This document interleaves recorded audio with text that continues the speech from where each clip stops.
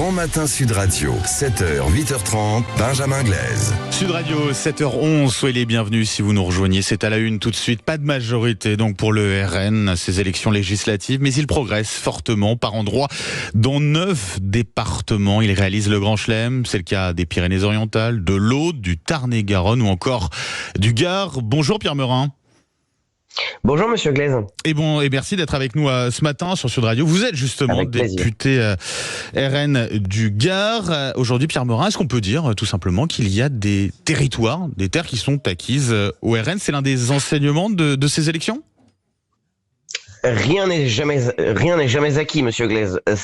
Mais en effet, il y a des territoires à très fort enracinement du Rassemblement national. C'est lié évidemment pour partie à la sociologie électorale, mais aussi au travail d'implantation de longue haleine, si vous voulez, de certains élus depuis des années.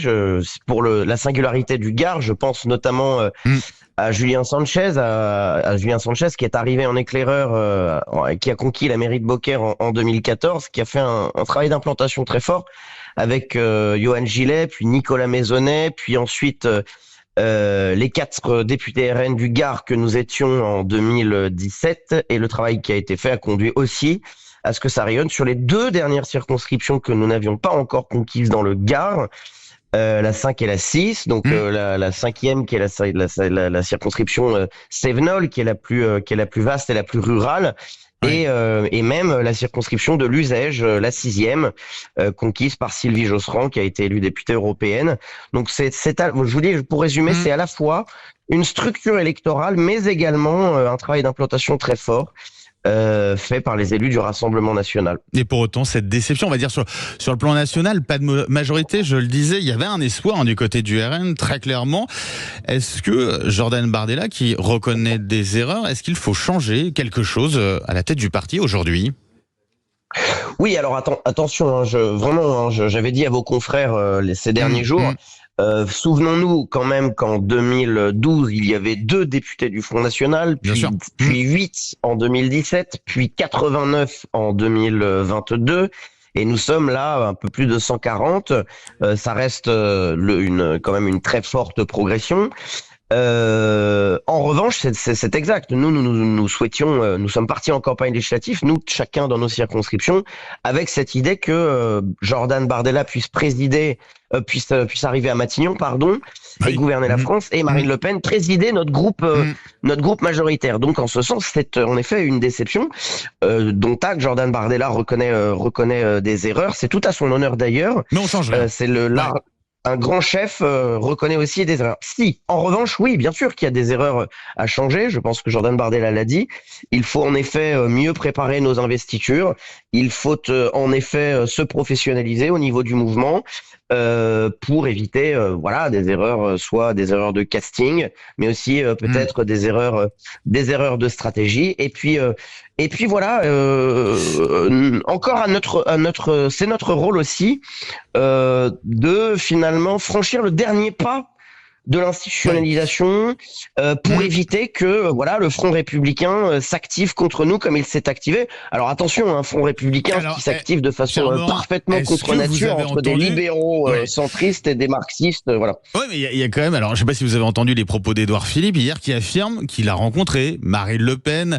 C'est vrai que c'est surprenant, vous parlez de ces alliances des contraires, là c'est un peu l'impression qu'on a, quoi. Non, mais l'alliance des contraires, si vous voulez, c'est le Front républicain entre l'extrême gauche et le bloc central. Ça, pour le coup, vous comprenez un néolibéralisme. Mais vous comprenez qu'Édouard Philippe qui rencontre Marine Le Pen, ça peut surprendre quand même. Attendez, Marine Le Pen, elle a rencontré la totalité des chefs politiques de ce pays. Une rencontre ne veut pas dire une alliance. À ce jour, il ne semble pas qu'il y ait d'alliance entre Marine Le Pen et Édouard Philippe. Donc c'est le sujet de cette rencontre a probablement été de discuter de la situation politique dans le cadre probablement d'une crise institutionnelle complexe, et je pense que Marine Le Pen prendra ses responsabilités pour éviter une crise institutionnelle. Et à mon avis, cette rencontre, elle est dans ce cadre-là, ce n'est pas une alliance politique. Donc pour vous, ça veut dire que voilà, Édouard Philippe qui tend la main au LR, c'est-à-dire qu'il ne peut pas y avoir du côté des RN une forme de coalition qui irait du RN on va dire, jusqu'au macronisme plutôt de droite. Oh, attendez, moi je me suis engagé en politique contre Emmanuel Macron. Je me suis engagé en politique contre François Hollande il y a plusieurs années. Oui. Je me suis engagé aussi en politique contre le macronisme. Donc en effet, je ne me vois assez peu faire partie d'une coalition avec des macronistes. Vous, La structure politique qu'est la nôtre est radicalement différente de celle d'Emmanuel Macron. J'ai passé 2 ans dans l'opposition résolue, bien que responsable à Emmanuel Macron. Vraiment, ça me paraît pas du tout à l'ordre du jour de participer à une coalition avec Emmanuel Macron. Non, moi je me vois continuer à faire mon travail d'opposition, à le faire bien pour que Marine Le Pen puisse remporter l'Élysée en 2027 justement. Bon, au moins c'est clair. Un mot quand même sur le Parlement européen. Jordan Bardella nommé à la tête du groupe Patriotes pour l'Europe, pour expliquer à nos auditeurs. C'est un groupe qui comprend la formation du Premier ministre hongrois Viktor Orban, qui est proche de la Russie, de Vladimir Poutine. Est-ce que au RN, vous êtes proche? En tout cas, vous donnez peut-être un peu cette impression-là, très clairement, là. Il n'y a pas de proximité géopolitique de notre part avec la Russie. De toute façon, on se tue à le dire et c'est une réalité. Le groupe Patriote que Jordan Bardella va présider est un groupe de patriotes de tous les pays européens qui ont finalement leurs différences liées à chacun de leurs pays.